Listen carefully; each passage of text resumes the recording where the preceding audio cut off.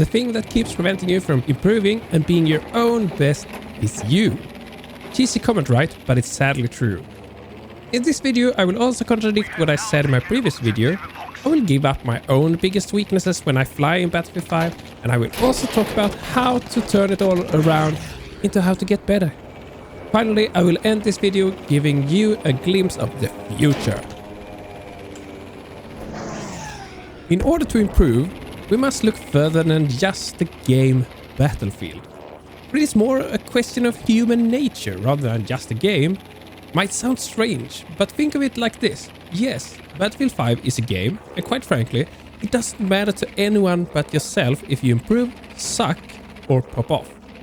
There is no rank dropping if you lose, there is no professional contract waiting if you manage to get on top of the scoreboard. Winning every round won't put you together with better players. In fact, it might just do the opposite, since DICE has this idea of mixing all skill sets. Getting back to the original subject though, if it is just a game, why consider real life? Well, because we are human beings, and when it comes to development and enjoyment, our ape minds can't separate the games from real life. I'm not saying that Battlefield players enjoy running around in real life throwing explosives at the neighbors, but when faced with a problem, the reaction is basically the same. To improve, you must first acknowledge that there is a problem, something that must be fixed. This can be something very trivial or something very complex and hard. Regardless, unless the human being accepts the problem, there will be no improvement to solve it. You see, if there is no problem, why should any of us change? Just keep doing the same, get the same outcome. That is at least a good idea when winning, right? The second part is to come up with solutions, or at least ideas for solutions.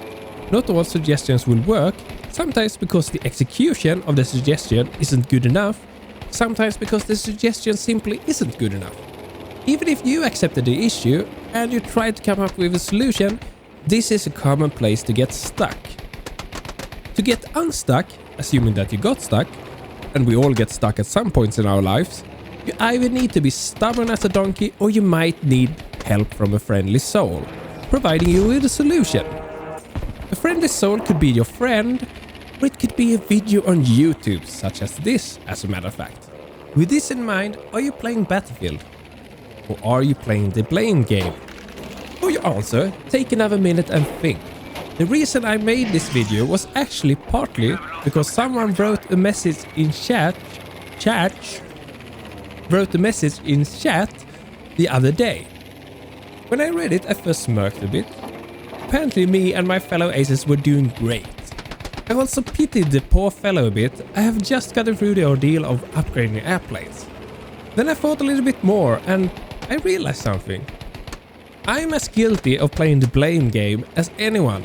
I complained about the useless Spitfire, Messerschmitt and Mustang just moments ago in my previous video, which by the way you can find in the top right corner now. Not that I'm doing shameless commercials for my own videos. The thing is though, I was a bit ashamed. So I just had to go revisit the old airplanes, which are supposedly harder than the Pacific. Sure enough, they kind of are. They don't have rockets from the start. The maps are structured with quite little airspace and many possibilities for the AAs. I still find that it is harder to get going flying on the old maps than in the Pacific in Battlefield 5. But what I also found was that having played the Pacific, I have gained a lot of experience that made flying easier, even if it was Panzerstorm with Messerschmitt. It still wasn't easy though. I didn't have any weapons except the main machine guns. The lack of splash damage was very noticeable when attacking infantry on the ground. The lack of anything explosive was obviously noticeable whenever I thought about attacking armored vehicles, and AAs restricted my movement quite a lot. But since I changed my way of thinking, not getting stuck in blaming the airplane, I changed my playstyle, or rather adjusted to better fit my tools. Suddenly, I could kill again. Oh, what a feeling. It wasn't completely without some stick from my team though, which kind of highlights the time consumed, which I won't bore you with here though. This was quite some revelation, and I actually brought that back to the Pacific, into my general thinking about how to fly Battlefield 5. Not so much about how to attack the ground targets, For sure there are things to improve as well, but to the dogfights. The most fun part of flying and the most challenging part. How come that better pilot will win against the worst pilot 10 times out of 10, even if the encounter starts at the neutral stance? I consider myself a decent Battlefield 5 pilot by now. Not horribly useless, but not really any super pilot either. I'm confident that even if I were to fly a perfectly set up max level 0, I would still lose 10 times out of 10 tries to a good pilot such as Bandit BTV, even if he were to fly a Corsair with reset abilities. Why is that? Why is that? By analyzing my own flying, I can quickly conclude that I use only a few maneuvers and not much of throttle control. I often lose track of my opponent while dogfighting, and finally, I have problems with tracking when I start to fire, especially the transition from full pullback pressure to fine-tuning the aim with the mouse. This is basically everything, and I call myself a decent Battlefield 5 pilot. So to actually improve, I need to come up with some kind of solution, or at least suggestion to a solution. Focusing on everything wouldn't be very efficient. That would basically be the same as saying get better. I consider dogfighting to be something close to chess, but instead of a thick book, the rules are dictated by gravity and geometry. Well, in a game like Battlefield 5, that is of course the interpretation of gravity and geometry done by the game engine, but even so, unless it's completely off, most principles of dogfighting still apply. As such, it is all about acting and reacting to whatever your opponent does to either neutralize an advantage in a defensive position or to gain or utilize an advantage in a neutral or offensive position. To be able to react at all, I first of all need to be able to keep track of where my opponent is and what he or she does. If not, it will all be down to luck and guesswork. The second part that I want to focus on is to improve my knowledge around what I can do in different positions when in a dogfight. Mostly about what maneuvers I can perform to gain an advantage, but as such I will also learn a fair share about how to counter the same. The downside of playing chess is once you start to get good at it, you need to learn all these openings and how to counter them. The upside though is that you can apply them all to all chess tables, regardless if it's an old school wooden table or if it's in a modern computer.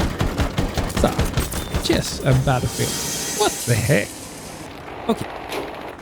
So let's assume that I make a simple turn. My opponent tries to gain an advantage by performing a low yo-yo when at the lag pursuit.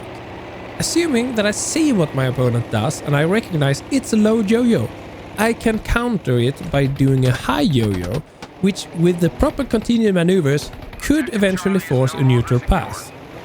That might have come up as a load of gibberish to a lot of you. And if so, you might be happy to hear a bit of what is up my sleeve for the coming weeks. So as a part of my little scheme to improve my own gameplay and at the same time make useful videos, or at least I hope they are, I'm going to dive a little bit deeper into the dogfighting. Different real-life maneuvers, what they are good for and how to counter them. I will try to cover all aspects of dogfighting in Battlefield 5, except maybe how to abuse the game engine like stalling on water and such nonsense. Hopefully it will improve both yours and my dogfighting skill.